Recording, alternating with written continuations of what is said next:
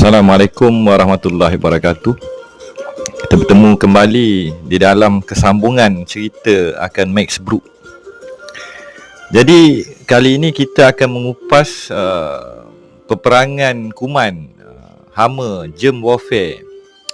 Jadi buku grafik ini ditulis oleh Max Brooks yang juga adalah penulis zombie yang berlatar belakangkan Malaysia satu ketika dahulu. Jadi buku ini ditulis pada tahun 2019.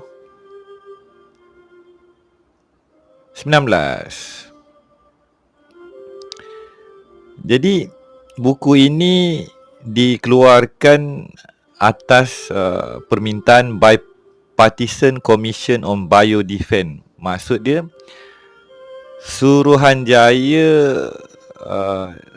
ke atas peperangan atau pertahanan biological warfare defense. Jadi kita terus merujuk kepada kandungan komik ini yang boleh didapati di dalam ruang description. Boleh dimuat turun secara percuma atas ihsan daripada Commission Bipartisan on Biodefense.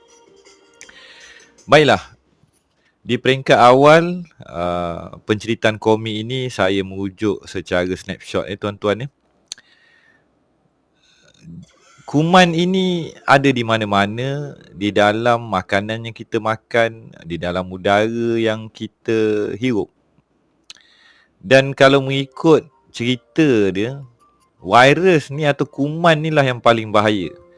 Depa ni telah membunuh lebih banyak manusia daripada keseluruhan perang yang berlaku ketika manusia ada di muka bumi. Jadi nampak kat sini virus yang dikatakan paling loklak atau yang saya kias dalam logika Yajud Majud penceritaan Iskandar tu, kuman ni lah sebenarnya yang menyebabkan paling banyak kematian. Jadi di dalam penceritaan Max Brooks ni, beliau menyorot kembali sejarah manusia bertemu, berjumpa dan melihat tanpa menyedari peringkat awalnya apa sebenarnya menyebabkan penyakit ni. Di sini kita ada satu cerita kelakar, iaitu pasal kucing.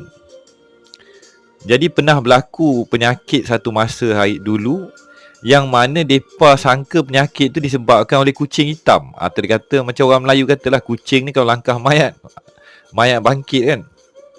Jadi mereka manusia ketika itu di zaman kebutaannya mereka menuduh kucing, menuduh orang yang bergendalangan, dikatakan gypsy tu, termasuklah kaum Yahudi itu sendiri, menjadi bahan yang dikatakan menyebabkan penyakit dan kematian.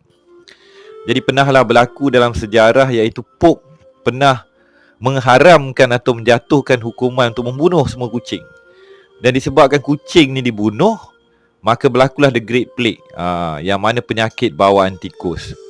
Pelik tuan-tuannya, kifarah daripada Yang Maha Esa bila mana mereka membunuh binatang tanpa peri kemanusiaan.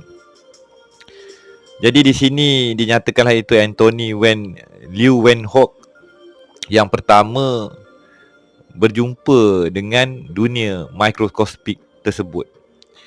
Dan dikala perang meletus merentas zaman, sebenarnya kematian akibat kecederaan di medan perang ni tak ramai yang mati. Tapi kesan daripada luka yang tidak terawat dan belum bertemu dengan ejen antibakteria, maka kesan luka tersebut telah menyebabkan lebih banyak kematian daripada tikaman pedang ataupun kecederaan di medan tempur. Jadi sejarah perang kuman ni telah diadaptasi oleh banyak tentera dan kerajaan untuk membunuh sesama manusia.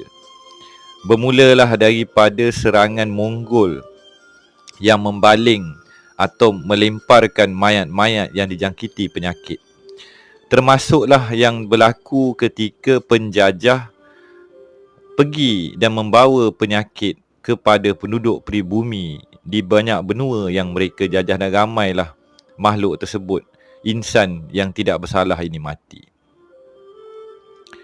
Jadi dinukilkanlah di dalam komik ini akan bagaimana munculnya vaksin, kenapa dan bagaimana perubahannya itu berlaku.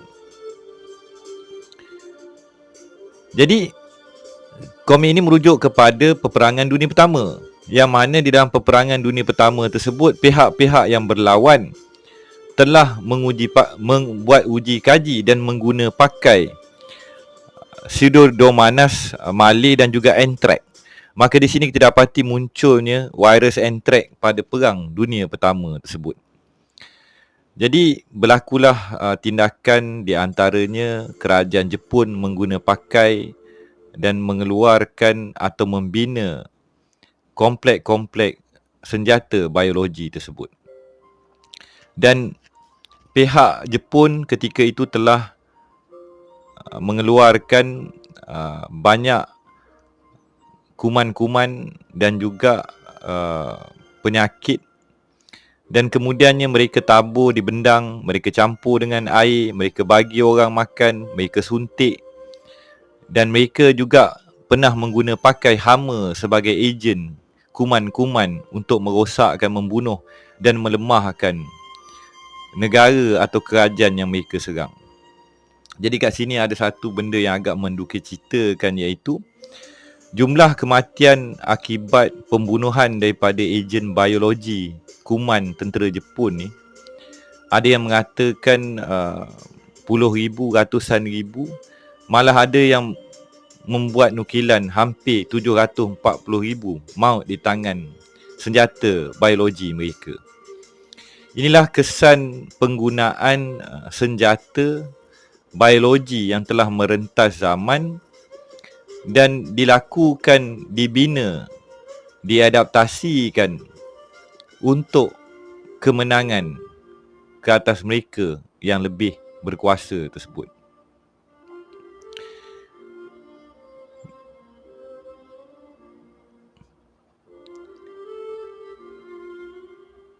Jadi kemudiannya pada tahun 1972, Amerika Syarikat, Soviet Union dan 100 lagi negara telah menandatangani perjanjian ataupun konvensyen senjata biologi, dan mereka telah mengharamkan pembinaan ataupun development ataupun pengeluaran ataupun penyimpanan stok senjata biologi pada skala yang besar.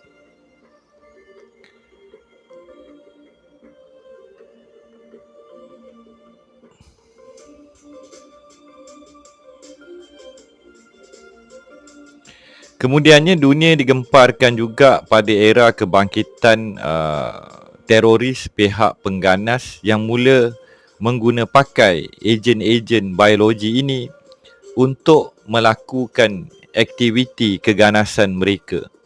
Maka berlakulah apa yang berlaku pada suatu masa itu, yang mana ketakutan pihak Amerika Syarikat dan pihak pengganas dunia Islam itu sendiri yang telah melancarkan serangan biologi terhadap negara yang mereka katakan musuh itu.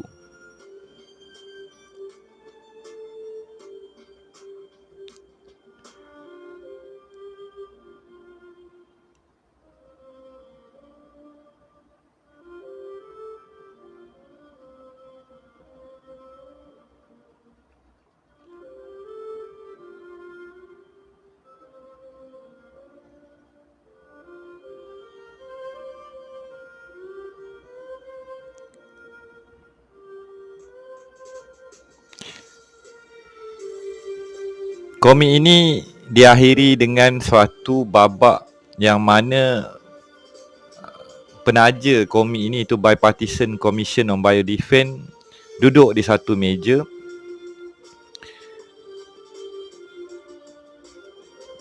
dan meletakkan satu tanda aras kepada peperangan ataupun menjaga hak-hak manusia itu sendiri, dan juga mengadaptasi atau mengambil dana untuk kebaikan masyarakat dunia. Jadi sebagai nukilan di akhir babak komik Max Brooks ni,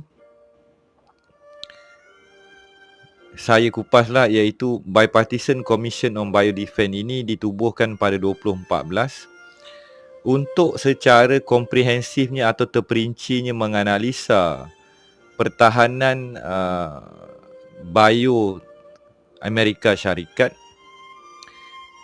usaha dan juga untuk memberi nasihat dan pandangan untuk mengubah.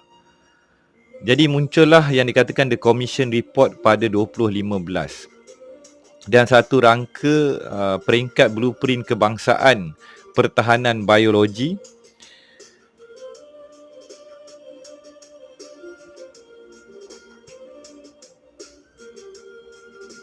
Jadi di sinilah kita melihat kembali, iaitu daripada timeline 2013, 2014, 2015 dan munculnya komik ini sebelum berlakunya wabak COVID-19 yang telah berlaku. Jadi sama-samalah kita memikirkan daripada skema mereka, daripada kuman-kuman yang telah mereka adaptasi guna pakai, dan berapa ramai manusia dan insan telah terkorban sejak ratusan, malah ribuan tahun konflik berlaku dan kuman dan hama ini diguna pakai oleh mereka. Kita bakal bersambung pada sidang berikutnya. Dengan wabillahi taufiq wal hidayah. Assalamualaikum warahmatullahi wabarakatuh.